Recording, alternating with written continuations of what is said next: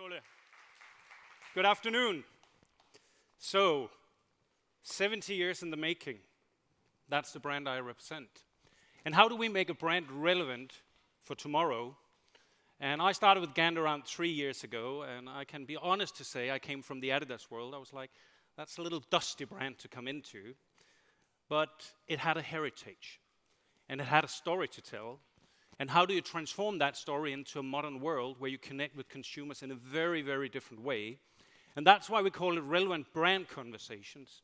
Because when you've been around that long like we have been, you've been through a journey. And you have an archive to go back in, but it doesn't really help you for the future if you don't transform that archive into a modern way of communicating. So, I'll give you just a snapshot of the last 20 years where we have been communicating and how the world looked like in '97. We had 5 main channels to communicate in. 5. Some of you in the room was not born at that time, and you might even not notice. Out of home, we know. Catalogs, what's that? There was a big, thick ones coming in, and you were buying from those. The world then changed 10 years later when the internet and e-com started to surface. It was not that many communication channels in 2007 either for us to communicate and translate our brand messages to. Then the world really changed. So if you go to today's world that we have to navigate and master, it's a very, very different world. And it looks like this. We have around 120 to 130 different channels to communicate to consumers in. And how do you master that? That's where the minefield comes in. That's where you need to have a team build up that is really sharp to understand how do you navigate that landscape, how do you make it meaningful, and how do we make sure it translates and conveys into a consumer? How do we reach them? And today, behind me, what you see here is a snapshot of a communication landscape we just had this spring, summer. And you would look at that and say, God, that's a lot of content. It is. But trust me, when we break down that content into the different channels we communicate in as a brand, they all have a clear purpose. They have a clear sense-making to the consumer. Because otherwise, it will just be a lot of noise coming out. So, winning the consumer, which any brand, startup or a 70-year-old brand like we are, which is the main purpose for us. There's some filters you need to get through today, and here's some of those. We know today that, since it's with small, I'll read it out for the people in the back. We know the global population of social media today is almost 3 billion people. That's a massive opportunity for any brand out there. How do you reach those? But on the flip side, we also know the bullshit detector is there. We know that people have an attention span of around 8 seconds in any message they get. And those 8 seconds, you have to make sure they are meaningful for them to continue discovering your brand. We also know that the communication channels we're doing that in has to be tailored. They have to be built very specific to ensure that when you communicate, be it on Instagram or our e-com page, or on any other channels, that it catches, that it ignites a curiosity with the consumer. And how do we convey that into our world? And I want to give you an example of what we've done in the last 2 years to do something very different, very untraditional from a normal brand would do. And the message and what we want to convey 3 years ago when I started with GANT, I said, traditional advertising is good, but it will not be enough. What we have to do is to create more purpose, more meaningfulness in how we communicate, and what we do. Otherwise, we will not go through the bullshit filter of the consumer. It's that simple. To do that, you also need to be extremely clear about who do you want to talk to. Because in today's world, if you want to talk to everyone, you're not going to talk to anyone. You need to make very distinct choices as a brand to say, I'm talking to this target consumer, and you know what, there's a lot of other business out there, but I'm not going to go after it because it will disrupt and distract from the investment we're doing and for what we want to achieve. So, our target consumer at GANT, which we defined over the last 3 years. We called it the curious professional. And why the curious professional? That comes from our ethos. Our mantra at GANT is never stop learning. It's never really been defined until around 7 years ago. There were some really smart people before me that said we need to put a sentence to what do we stand for? What is driving us internally and externally? And the beauty with that is that the intersection of a brand, when you reach your end consumer, is those shared values and shared interest. If you can touch that sweet spot, then magic will happen. But you need to make choices. And we made those choices as a brand. We then translated that into a very simple hierarchy of what does what for the brand. Reasons to believe, engage, and buy. And if you go back a few slides and you looked at that hierarchy of all the communication assets we had, they were tailored against those 3 distinct areas. It's simple. It has to be simple. Otherwise, if my organization doesn't understand it, then the consumer for sure will not understand it, that I can promise you. I want to talk about the top, the reason to believe. Why are we doing that? It's very simple. It is to connect and attract with a consumer that might not know us, maybe have heard about us.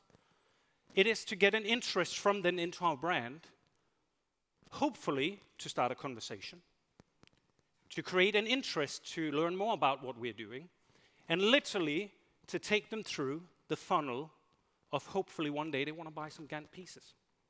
But you have to make sure that you know what you do wherever you are on the levels. Otherwise, it's just going to be a mess. So, video. You work. You climb. You do it all again. Then one day you realize that you've forgotten exactly where you're going. You realize maybe there's another path, another way.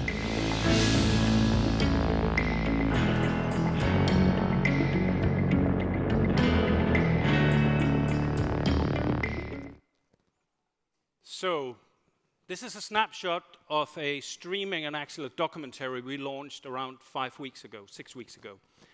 And the reason why we did that was to create those belief moments of shared interest of never stop learning. And what you see behind me here, we started 2 years ago and we did a 6-episode documentary about never stop learning with Craig Ferguson and his beautiful wife Megan, which we called Couple Fingers. That was a complete digital launch. It was a YouTube featured streaming.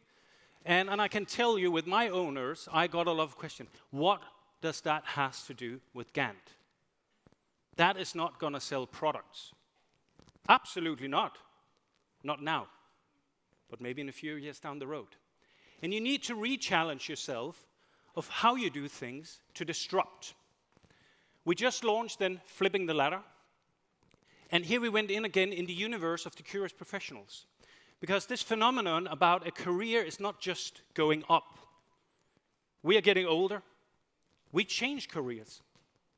And those people that is curious about that, we wanted to intersect with them and give them meaningful content.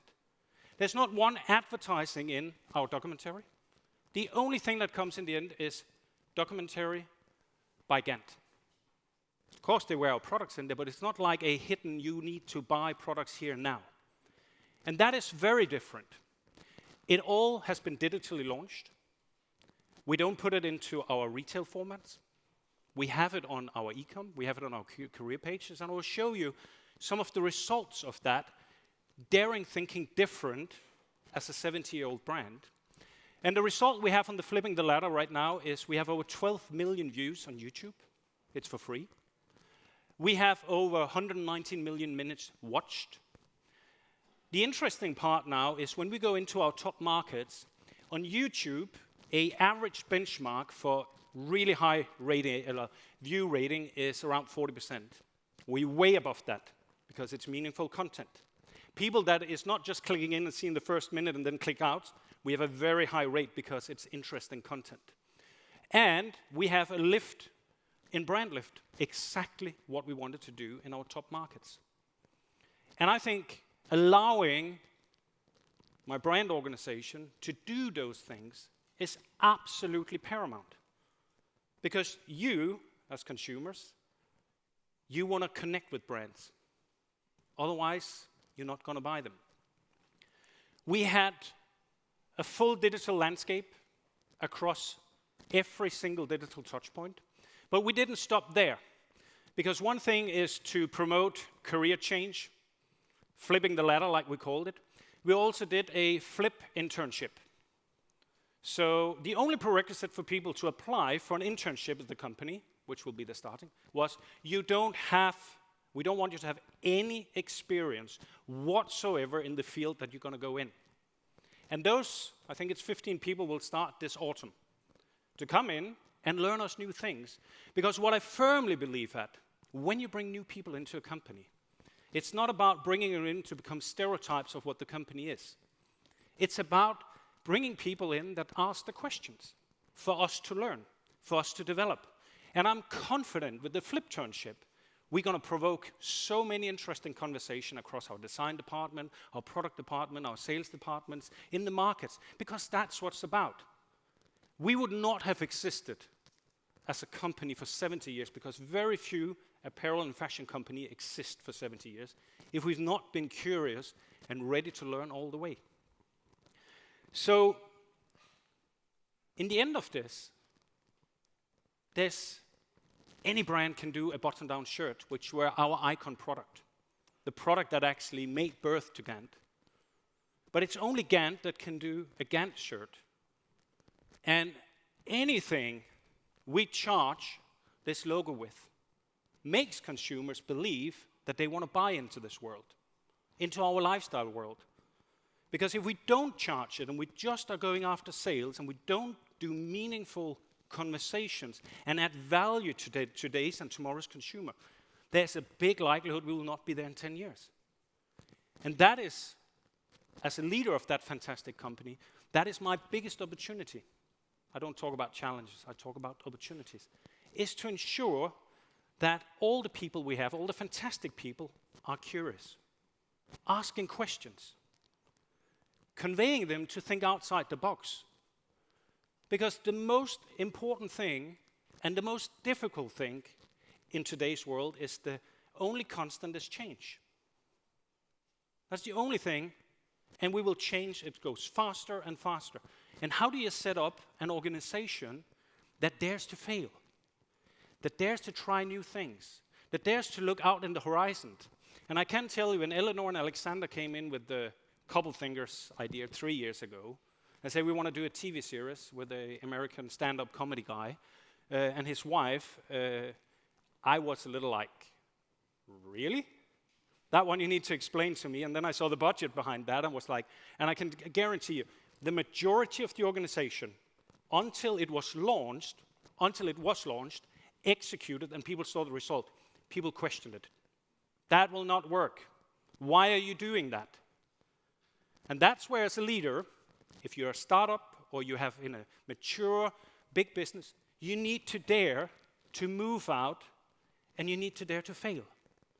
That's the only way you progress as a brand. And that I'm extremely proud of, even though I had Bauchschmerzen. I was a little like, whoa, now we go live, let's see how it goes. But actually it conveys with our consumer because they were very clear, the team, about who we want to talk to. And I think, for any brand, the world is changing.